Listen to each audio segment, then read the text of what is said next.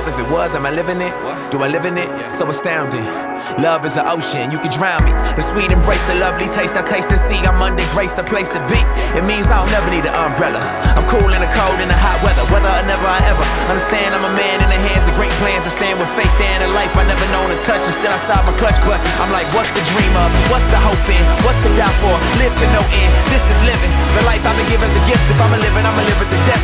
So what's the dream of? What's the hope in? What's the doubt for? And live to no end. This is living. The life I've been given is a gift. If I'm a living, I'ma live it to death.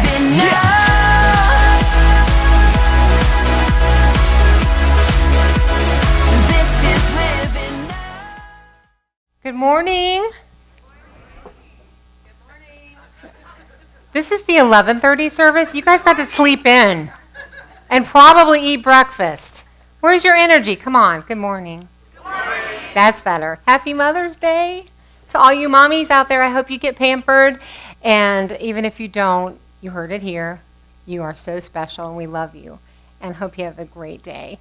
My name is Becky, and I work here on staff at Forefront Church as the Director of Family Ministries, and that just means that from infants through high school, I get to work with the amazing volunteers who pour into your kids. And I might be biased, but I think that we have the most amazing volunteers on the planet. I love the team that I get to work with. So I'm excited that you're here today, and if you're new, welcome. We're so glad you're here. I love what Tommy was saying earlier about what it means to him to have this community to connect with every week. We have several goals for meeting when we come. We get reprioritized, we connect, we celebrate everything that God has done during the week. We cry together over the hard stuff, and there's such value in having that community to lean on throughout our lives. And so one of the things that we don't do in our purpose for coming together is to argue opinions and to hear what our pastors have to say and what they think about everything. Because really what we think doesn't matter unless it's filtered through the Word of God. Because God, when He created us, He gave us a free will. He did not want to create robots who automatically, without thinking, are just following Him without a choice. He wanted us to have a choice. And so every week we spend time very focused, a spotlight on the Word of God, because God knew in His infinite wisdom that we were going to need some help in guiding us, because he felt like they got that free will that I gave them, but they might not always make the right choice. So let me help them along. And so we have this amazing book that is God's mind and His heart. And so every week we take time, clear off a spot, and let this be our focus. Our hope is that everyone in this room will have access to a Bible. And so if you're here and you're like, I don't even own one, we want to help you with that. We have free ones at the Get Connected table. So as you're leaving today, please feel free to grab one. And then if you go to forefrontchurch.info, there's a Bible tab on there, and it'll guide you into some options of ways that you can have a Bible at your fingertips on your electronic device. So I hope that you will take advantage of those things. We want to equip you with that. There are many ways to study the Bible, and one of those ways is easy. You can read it to cover, just like you would read a library book. There's ways to study the Bible topically, and that just basically means you choose a topic. So for example, if you're struggling with unforgiveness, which most of us have someone in our life that's an issue, you can dig in here and look at all the passages that talk about forgiveness. What does God have to say about it? And can get help that way. This is actually my favorite way that we teach our kids, our children, and our students is via topical studies. So for example, during the month of May, all of our K through 5th graders are learning about determination and what that means. And we've pulled out some guys from the Bible who really modeled this, like Peter and Paul and John. And it sounds like a boy band. But no, they were real guys who lived this out. And so our kids are learning their life stories, and how they model determination and how it can apply to their life. Our students are currently in a series called Limitless, and it's learning about how to not be limited by labels. And we're looking at the life of a guy named Moses from the Old Testament who was not limited by labels. And so topical study is a really good way to go. It's a very popular way to go. Then another way to study God's Word is to do a verse-by-verse study in a book of the Bible. A fancy word for that is expository teaching, and all that means is you dissect and display what God says.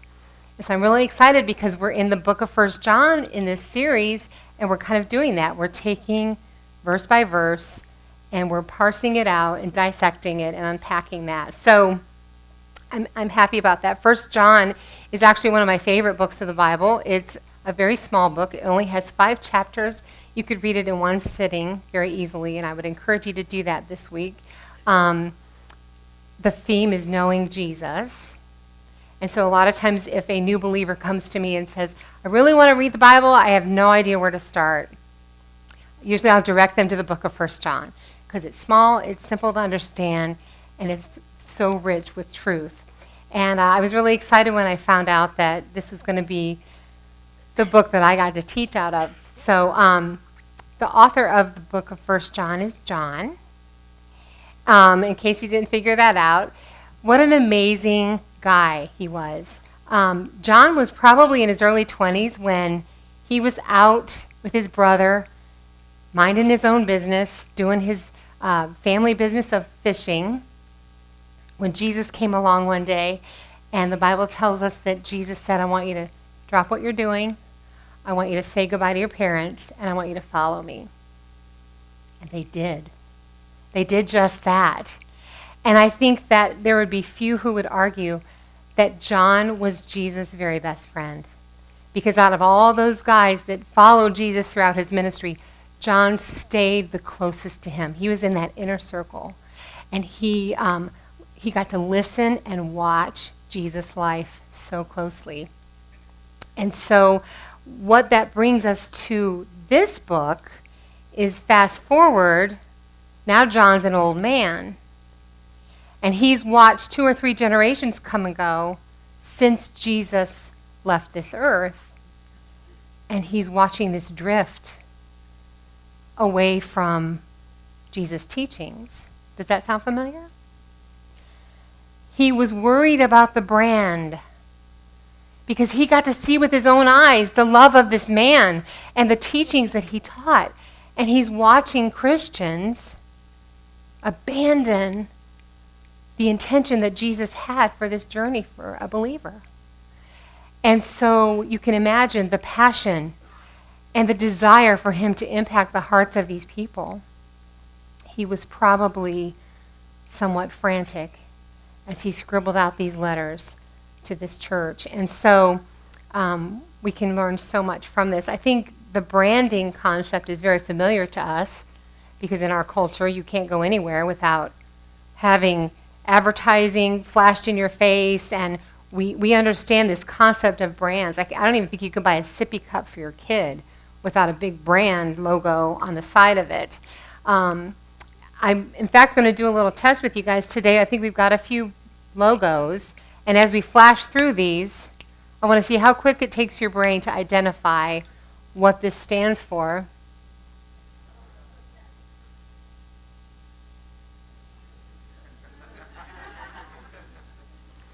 You see the Apple logo, instantly you know this is about technology. You see Walt Disney and you know this is about quality family entertainment. Starbucks is going to involve a beverage of some sort, probably overpriced, but for me it often means I get to hang out with friends, right? And then there's United Airlines. They're on the struggle bus right now. But here's what's sad to me. I actually have flown these guys twice since this broke in the news. And the employees were kind. The airplane was very clean. The pilot was good.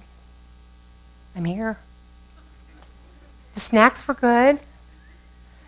And I looked into the faces of these United employees, and I felt bad for them. Because I thought, how humiliating for them. Here they are, they're doing their job, and somebody really diverted off the path of what the brand was supposed to represent. And now the ripple effect is that they are all being tainted in their image. And people are assuming things about them automatically. And you know, it's funny because I could actually relate. Because as a Christian, I can tell you, there are Christians out there who what they're putting out has nothing to do with the original brand that Jesus laid out for us. And some of you are here today and you've been abused or offended or hurt by a Christian. And here's what I would ask you to consider. Maybe, just maybe, like these United Airlines employees who had nothing to do with those horrible incidents, maybe whoever offended you or hurt you or abused you has diverted completely away from what God had intended for their life. This is the message that John is pushing in this letter that he wrote. So imagine with me, he's an old man, he's got a long gray beard, and he's frantically writing.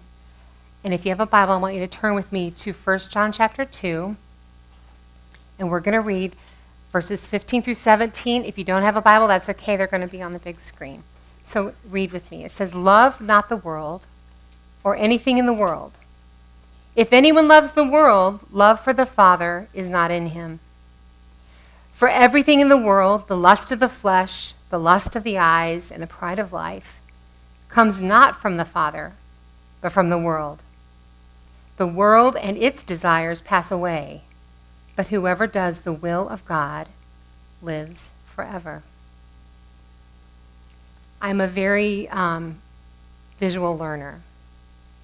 And so I appreciate the fact that John, I can tell he was a good teacher, because he instantly gave us two very distinct categories, and he's drawing a picture for us of a dividing line, two opposing sides, a rivalry, if you will, that you can't love one and not the other. Now, I told you I'm a visual person, so I brought some things for us to be mental hooks for us today. So the world, he listed three things: lust of the eyes, lust of the flesh, and the pride of life. Well, lust of the flesh or the eyes is coveting things that you don't have but you want. That could be money, that could be sex, that could be anything. I mean, we could sit here all day and name our stuff. The pride of life is referencing things that we already have done or that we have that we're proud of, wrongly so. So these are just some mental hooks. There's nothing wrong with any of these things. God gave us this world and everything in it for us to enjoy. His desire for us is that we live full lives and that we have joy and happiness. So don't leave here thinking that I'm saying that any of this is wrong. What we're talking about is where our affection, our attention, and our desires are poured into. So these are our mental hooks for the world. And over here we've got love. Obviously, God is love. And his son Jesus loved us so much he gave his life for us to become a bridge that we could get to God even though we're sinners. God is light. His word guides our path. And the fruit reminds me of abundance, that there's a verse that says, "I've come to give you life and life more abundantly." It's not God's desire for us to be destitute. He wants us to have a full, abundant life, but often we're not in a position where he can do that. Also, he references that if we abide in him and we live a life where we're connected to him, there's going to be fruit. We're going to be like a tree bearing fruit, and that fruit is going to be good. Fruits like love and joy and peace and gentleness. And so that's going to be our mental hook for God versus the world. The truest evidence of love I believe, is a fierce aversion, distaste, and intolerance of anything that opposes or threatens the object of our love. See, John was recognizing that we're trying to love both sides. And he's saying you can't do that. True love is going to create in you naturally, you don't even have to work at it, an aversion to the things that oppose the object of your love. Now, I'm curious, in a room this size, do we have any sports fans? What? Do we? This is bad. Are you a sports fan? What sports do you love?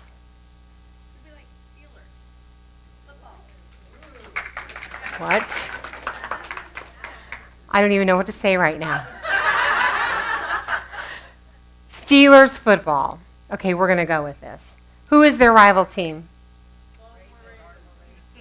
Baltimore? Because they're so closely neighbored? Okay, I get it. Okay. Let's pretend. What is your name, ma'am? Angela. We're going to pretend like I invite Angela up here today and I give her a gift. And the gift is head to toe Ravens clothing, decorations, a cover for her phone, stickers for her car. She would be sick and would say, no, I will not put that on. That would contaminate me. So we get this on this base level that when you love something like the Steelers, there's going to be some things that you loathe, and that is anyone that opposes them, right? I think if there's any group of people who knows this, it's mothers. Mommies, let's talk about how you feel when something threatens to oppose your child. God put something in us of an animal nature that creates this idea that, no, this is what I love, do not harm it or oppose it. I'm going to take advantage of the fact that Jason gave me this stage on Mother's Day. These are my 5 babies. Oh, I love them so much. They're responsible for making me a mommy, and I adore them very much. And then this next slide is, I call these my bonus boys, because these are my 3 son-in-laws and my 2 grandsons, Max and Copeland. And they own my heart. They are so precious. This next picture is, I want to say the last hurricane we had, everyone got stranded at my house. Oh, I hated it. And the one person missing from this picture, you can't see her because she was in her mommy's tummy. But she's not in her mommy's tummy anymore. This is Lydia. She's 4 months old. Oh my gosh. I can't stop kissing her. She's so precious. And so I'm a mom. I have all these kids whom I absolutely adore. I will never forget when my oldest son was 5. I was 8 months pregnant. And we went to this big church function. There were people everywhere, food. It was kind of like our church picnic, and lots of fun and children and chaos and noise. And someone decided that it was a good idea to release a crate of puppies in the middle of this group. Well, needless to say, the children lost their minds. And there was squealing and running, and the puppies are yapping and running, and it's just mayhem. And somewhere in the midst of this group of kids, one little boy got scared. I don't know if the puppy scared him. I don't know if the screaming kids scared him. I don't know what scared him, but he went hysterical. And he was hollering and carrying on. Well, his dad, being a good father, swooped in to find out what was wrong, what happened. And I'm sure his adrenaline was going. Problem is, he turned to the closest kid to his child which happened to be my son, Nicholas, who was 5, and an angel, grabbed him, shook him, and said, "Don't scare my kid." Did I tell you I was 8 months pregnant? Let me tell you something. I was enraged. Do not touch my son. Do not speak to my son. I couldn't get too close because my belly, and he was really tall, so I couldn't get eye to eye. But I gave him a piece of me that day and let him know, don't come near my child in that manner ever again, or you'll have me to deal with.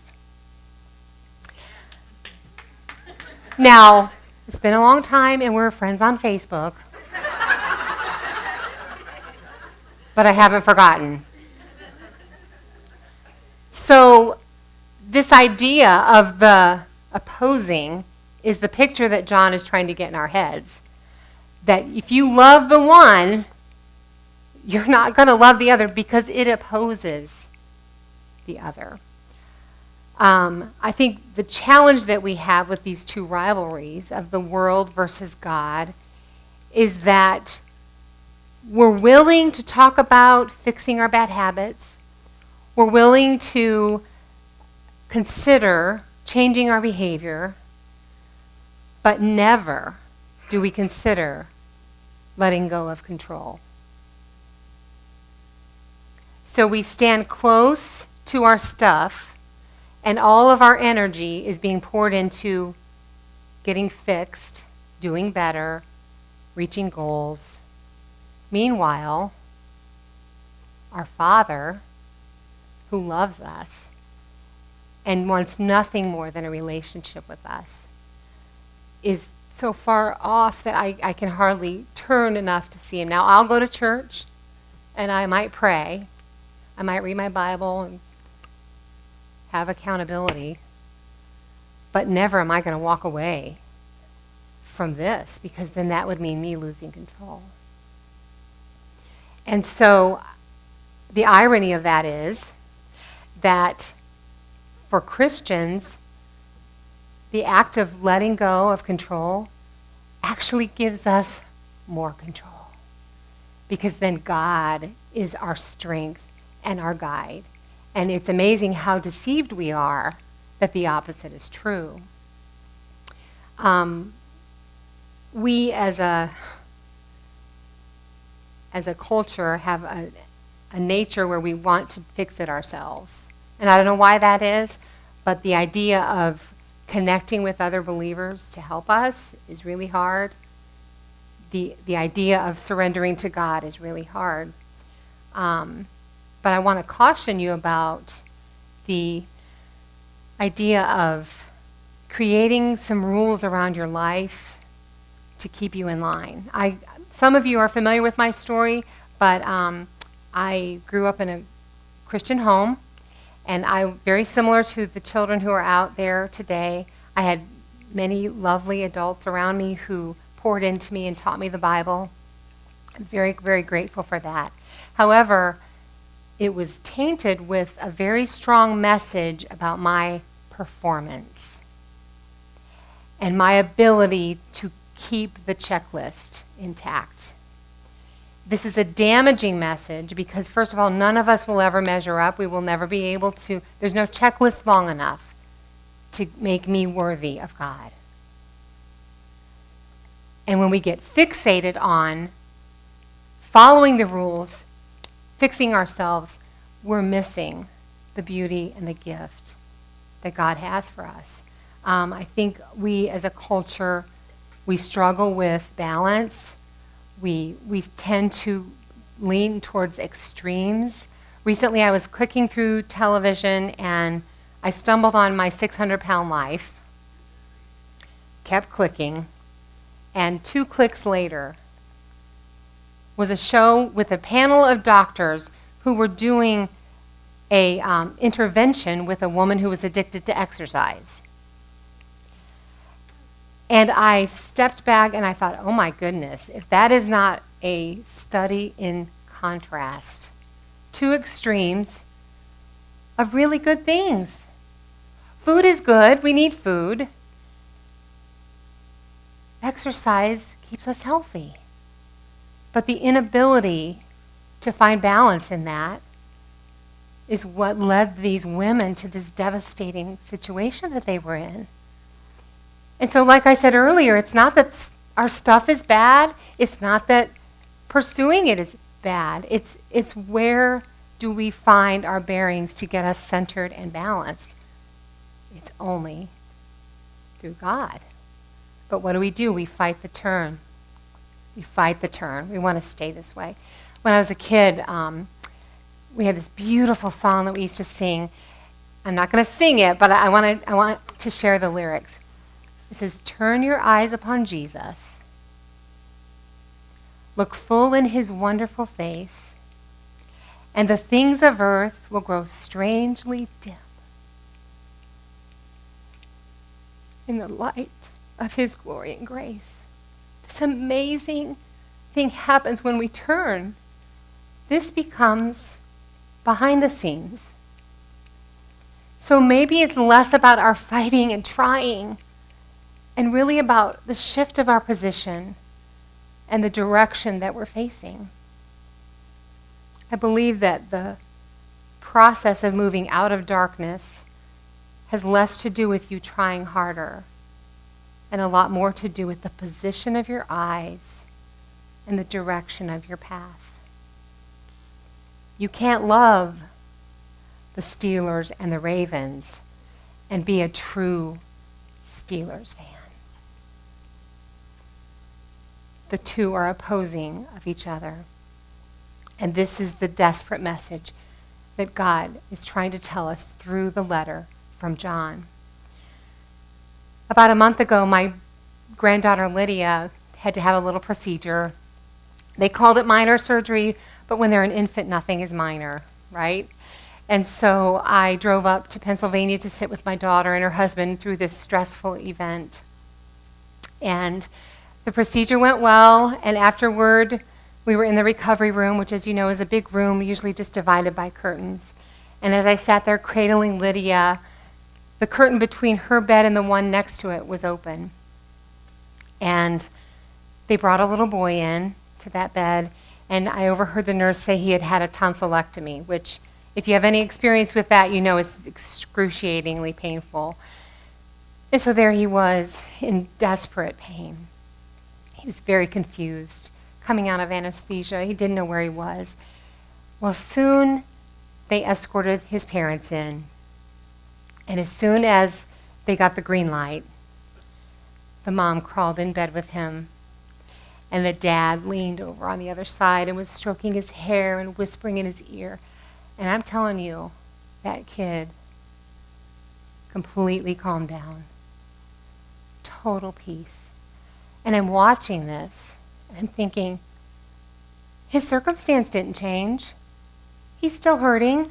He's still confused.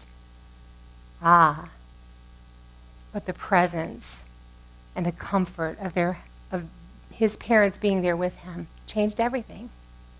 And it reminded me of myself and how often I choose to just sit in my pain and confusion, completely keeping a distance rather than pressing in and letting the peace and comfort overwhelm me. Why do we fight it?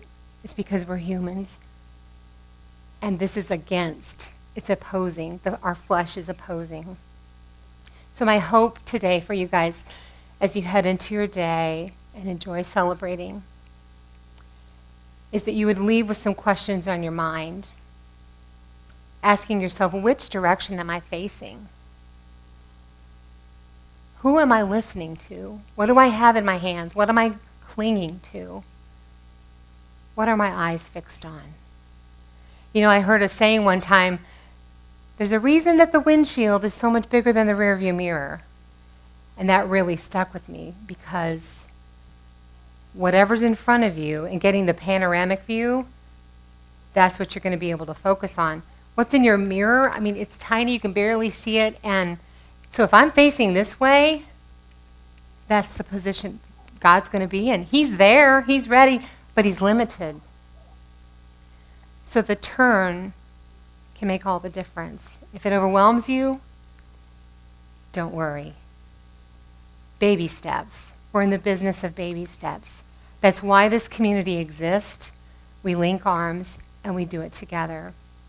God isn't moving. He's there. He's waiting. It's just a matter of your move. Will you pray with me?